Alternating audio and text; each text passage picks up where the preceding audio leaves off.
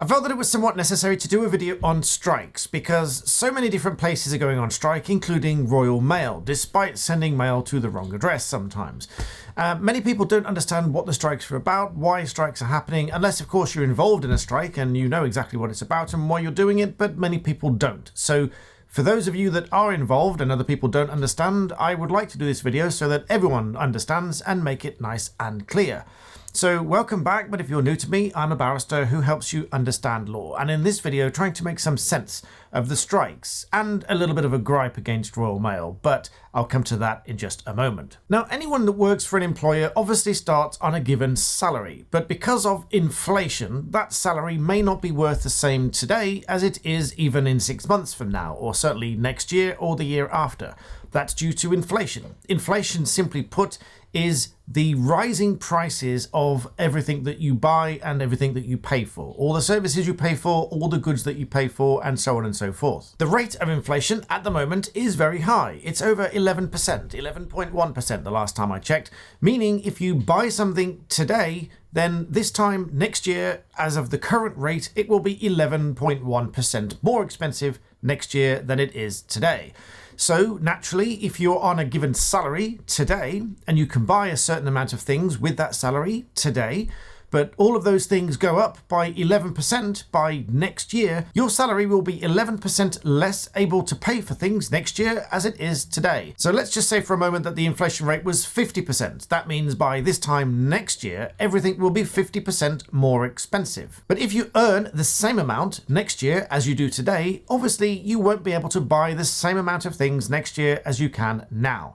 So this is where pay rise comes into play.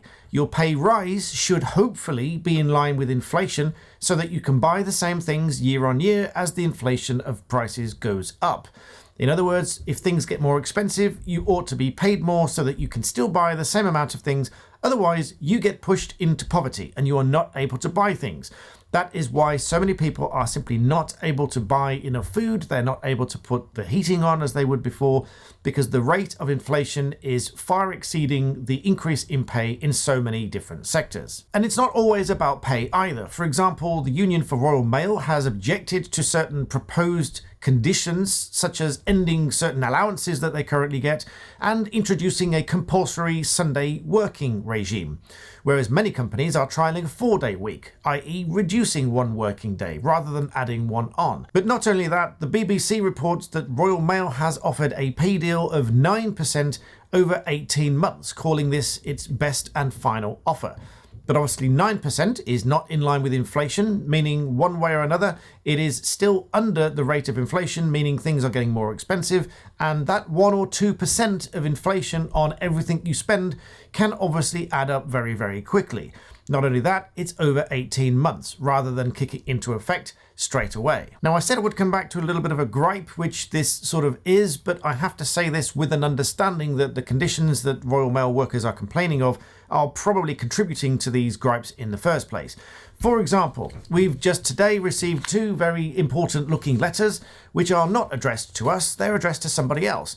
Now, this is a flat out breach of GDPR. Why do I say that? Because it's an invoice to a company that's obviously from one company to another company asking them to pay money, or it's something else. I know that because it says invoice on the front face of the envelope. Now, if you are sending letters out, perhaps you shouldn't put invoice as visible in the open window on the front of the envelope. But as I said, this is a flat out breach of GDPR because the information is sensitive, it's personal information, and it most likely contains lots of different information inside it, which I'm not going to look at, but nonetheless, this has come to us. But if we were to open it, obviously that information has been leaked, and it's Royal Mail that's allowed that leak to happen because they've come to the wrong address.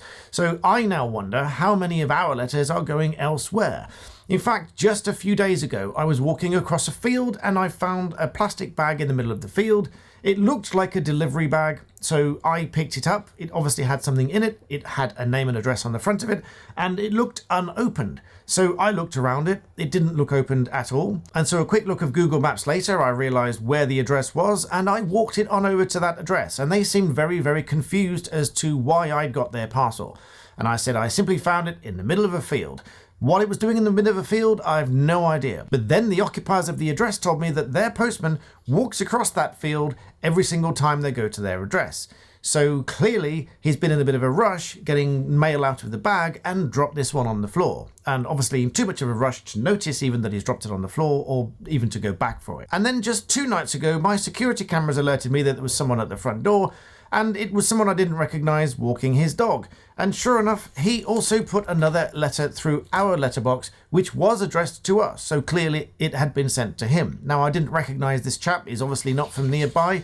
I do know most of the people around here, but I certainly didn't know him. So who knows where he was from and where my letter was sent. Only thankful that he had delivered the mail to me. It was unopened, and that was the right thing to do. What I'm going to do with these is put them back in the letterbox, because they should go back into the system and they should go back where they are. And because these ones were addressed to a PO box, I have absolutely no idea where they're supposed to go. I only know that they contain invoices, therefore sensitive information, therefore it's a blatant breach of GDPR. So that's 1 breach of GDPR for this, 1 the other night because someone dropped a letter over to me, another one because this package of whatever it was in the middle of a field somewhere, which obviously would have contained the name and address and the invoice and whatever and any other kind of details within it that was destined for the other people to get to. And not to mention that whilst there has been a day of strike this week, we haven't had any mail until this morning, until these things arrived. And we haven't had any other mail, which we are expecting. So I've no idea how much we are actually missing. And it's not like this is a new thing either. A year or so ago, I was waiting for a court document, a time-sensitive court document. Only because I had the foresight to chase the court for the date, I got the date from the court and then everything was fine. The actual letter with the court date on it arrived some 3 weeks later. So this was a first-class mailing that took over 3 or 4 weeks to get here. Now, considering our civil procedure rules relies somewhat heavily on service, which is service of documents, via the post system, and 2 business days after it's posted is a deemed service date. If it's a time-sensitive document and it takes 3 weeks to get to you and there's a 14-day time limit, you can see the problem. Now, as I said, whilst this is a bit of a gripe against Royal Mail, obviously there are working conditions, there are difficult conditions, and this is probably why they want a pay rise in the first place. So this is really just to raise awareness, have a bit of a gripe, explain what the strikes are all about, how they relate to inflation, and why these pay rises need to come in. And that's the Black Belt Floof in the background. She's linked in the description below. She's feeling somewhat better at the moment, but her ears are still a little bit flared up. So we are trying different things and we're hoping to get her sorted. So thank you to all of those that were on Black Belt Floof's channel, watching her videos and giving me suggestions. In the meantime, please do remember to like this video and subscribe. And as always, thank you for watching.